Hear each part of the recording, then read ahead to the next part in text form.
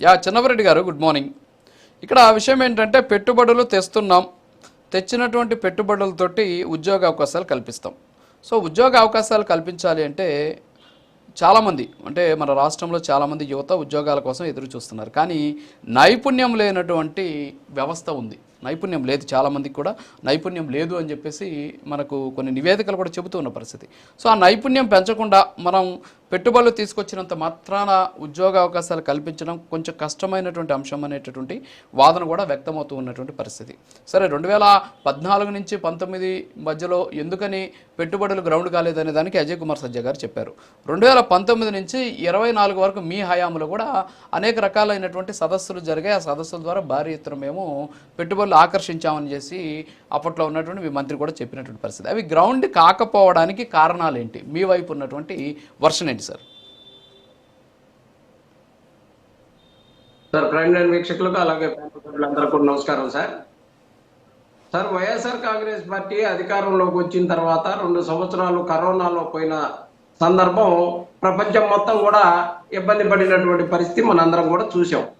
అక్కడి నుంచి మొదలు పెడితే జగన్మోహన్ రెడ్డి గారు వైజాగ్ లో సమ్మిట్ ఏర్పాటు చేసి ఆ సమ్మిట్ లో 13 లక్షల కోట్ల రూపాయలని ఆహ్వానించినటువంటి పరిస్థితి మనం అందరం కూడా చూసాం.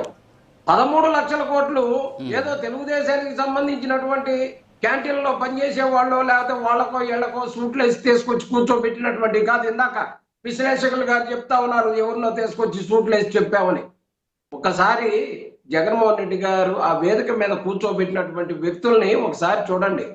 అదానీలు, అంబానీలు, బజాజులు మొత్తం మిట్టల్స్ తో సహా భారతదేశం మొత్తంలో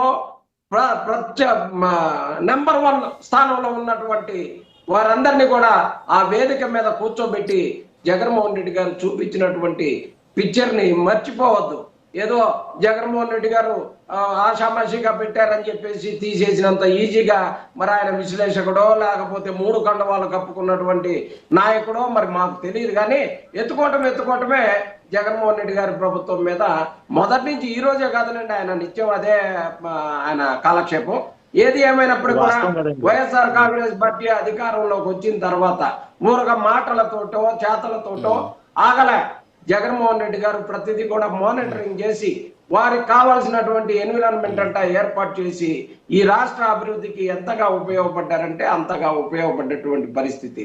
ఈ రోజు రాష్ట్రంలో 4 పోర్టులు కట్టినా జగన్మోహన్ రెడ్డి గారే, ఫిషింగ్ హార్బర్లు కట్టినా జగన్మోహన్ రెడ్డి గారే కట్టినటువంటి పరిస్థితి. 17 మెడికల్ కాలేజీలు తీసుకొస్తే ఆ మెడికల్ కాలేజీలకి 4,000 కోట్లు పెట్టుబడి పెట్టి రన్నింగ్ చేసి ఆ 17 మెడికల్ కాలేజీలు మేము నడపలేము, మా చేత కాదు అని ఈ ప్రభుత్వం కేంద్రానికి లేఖలు రాసి పిపిపి ద్వారా ఈ రోజు ప్రభుత్వం మెడికల్ కాలేజీలని ప్రైవేట్ పరం చేసేటటువంటి చేతగాని ప్రభుత్వం గురించి ఎంత గొప్పగా చెప్పాలంటే అంత గొప్పగా చెప్పేటటువంటి ఆ నోర్లు, ఆ మాటలు, ఆ అధికార ప్రతినిధులు వారికి ఉన్నటువంటి స్వేచ్ఛ అది.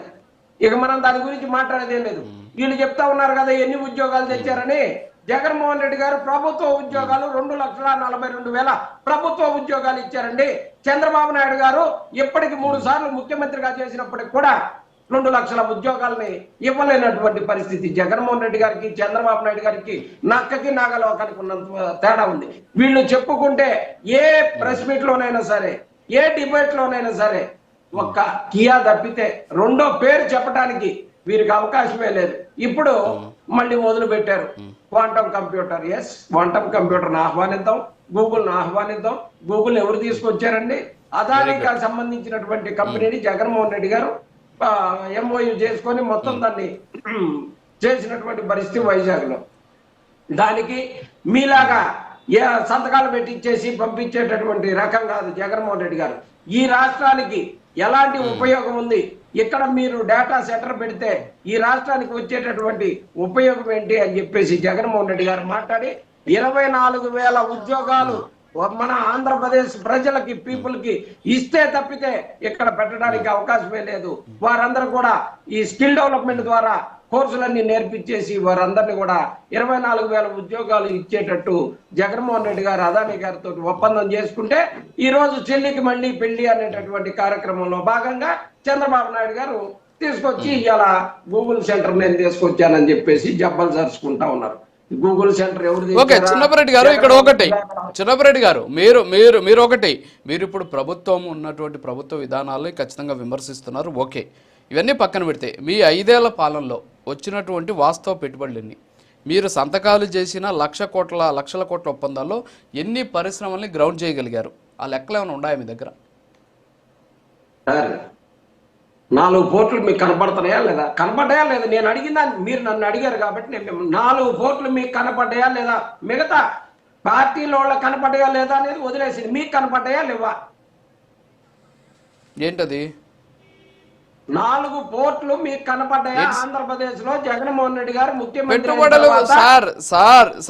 సార్ పోర్టులు కాదు సార్ నేను అడుగుతున్నది. ఓకే పోర్టులు ఓకే, పెట్టుబడుల గురించి మీరు అన్ని లక్షల కోట్లు చేశారు కదా, ఎన్ని గ్రౌండింగ్ చేశారు ఆ లెక్కలు చెప్పండి సార్ అంటున్నా. నాకు కనిపిస్తున్నాయి. ఇందాక మీరు ఉద్యోగాల గురించి మాట్లాడారు కదా, ప్రైవేటు రంగంలో వచ్చే ఉద్యోగాల వల్ల జరిగే విషయాలు వేరే ఉంటాయి. ఓకేనా? ప్రభుత్వ రంగంలో ఇవ్వడం వల్ల డైరెక్ట్ గా ప్రభుత్వం చెల్లింపులు చేస్తుంది అనమాట, జీతాలు. ఆ భారం ప్రభుత్వం మీద పడుతుంది. అదే ప్రైవేట్ రంగంలో అయితే ఉత్పాదకత పెరుగుతుంది అనమాట. సో ఇన్ని అంశాలు ఉంటాయి వాటి చుట్టూ. సో నేను అందుకే వాటన్నిటిని ఇంటరప్ట్ చేయట్లా. మీ దగ్గర ఉన్నటువంటి సమాచారం కావాలి నాకు, అది ఉందా లేదా? నేను అదేనండి చెబుతుంది. మీకు ఇనే ఓపిక ఉంటే బ్రహ్మాండంగా వినిపిస్తా.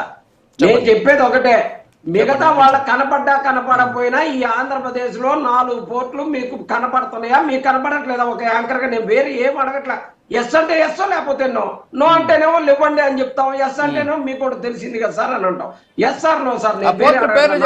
పోర్టులో ఆ పెట్టుబడులు చెప్పండి మీరు. పోర్టులు చాలా ఉంటాయి. కృష్ణపట్నం పోర్టు ఎప్పటి నుంచి వచ్చింది అందరూ చూసారు, కానీ ఆ పోర్టులు వాటికి సంబంధించిన లెక్కలు చెప్పండి. కనిపిస్తున్నాయి నాకు, మీరు చెప్తే వింటాను నేను కూడా. మీరు ప్రతి అంశానికి నన్ను అడ్డుకునే విధంగా అయితే మీరు మాట్లాడించుకునే వాళ్ళతో మీరు అడ్డుకోవట్లేదు సార్. వాళ్ళని కూడా అడ్డుకొని ప్రశ్నలు అడిగానండి. అడిగారు. సజ్జా అజయ్ మాట్లాడినంత సేపు మీరు మాట్లాడినంతసేపు ఒక్క సెకండ్ కూడా మీరు నేను మాట్లాడిన 5 నిమిషాల్లోనే 3 సార్లు కదిలించారు. కానీ మాట్లాడండి, కానివ్వండి. అలాగే కర్నూలు వెళ్ళండి, గ్రీన్ కో అని భారతదేశంలో కాదు ప్రపంచంలోనే అతిపెద్ద సోలార్ ఇండస్ట్రీకి సంబంధించి గ్రీన్ కో అనేది తీసుకొచ్చింది జగన్మోహన్ రెడ్డి గారు. 32,000 కోట్లు సార్. అడుగుతున్నారు కదా ఎంత పెట్టుబడులని. 32,000 కోట్లు సార్. యెహోవా టైర్స్ వైజాగ్ లో సార్, వైజాగ్ సంబంధించినటువంటి దాంట్లో చూడండి సార్. ఇలా చూసుకుంటూ పోతే జగన్మోహన్ రెడ్డి గారు చేసి చెప్పుకోవటానికి చెప్పలేదు కాబట్టి జగన్మోహన్ రెడ్డి గారు ఇలా అభివృద్ధి విఘాతకుడు అయ్యాడు మీ అందరి దృష్టిలో.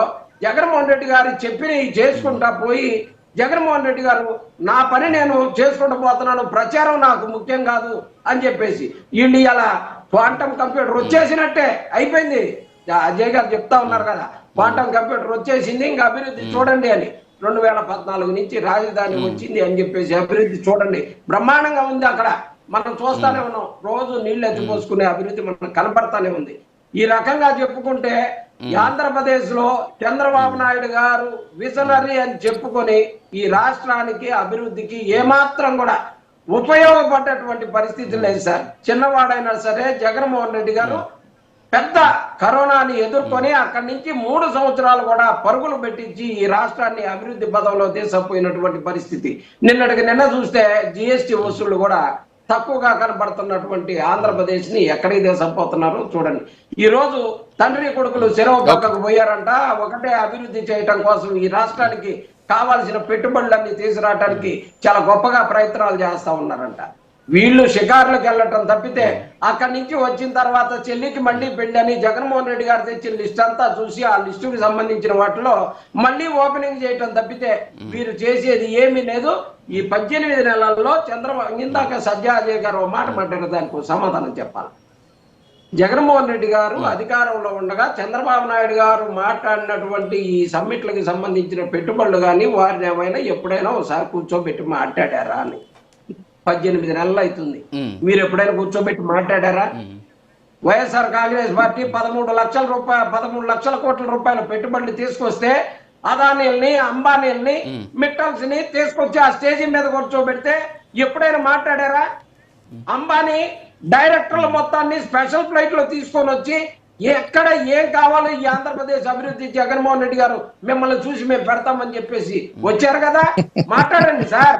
18 నెలలుగా ఇంతవరకు వైఎస్ జగన్మోహన్ రెడ్డి గారు తెచ్చినటువంటి వాటన్నిటి గురించి అజయ్ కుమార్ గారిని అడుగుదాం, ఒకసారి అడుగుదాం. ఓకే, ఈ రోజు చిన్నగారు అడుగుదాం, దానికి సంబంధించిన డేటా సెంటర్ ని ఇవాళ గూగుల్ సెంటర్ గా ప్రమోట్ చేసుకుంటున్నటువంటి పరిస్థితి.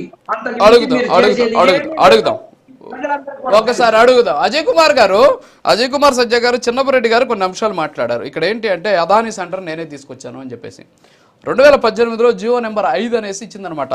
ఏది మీ ప్రభుత్వం అధికారంలో ఉంది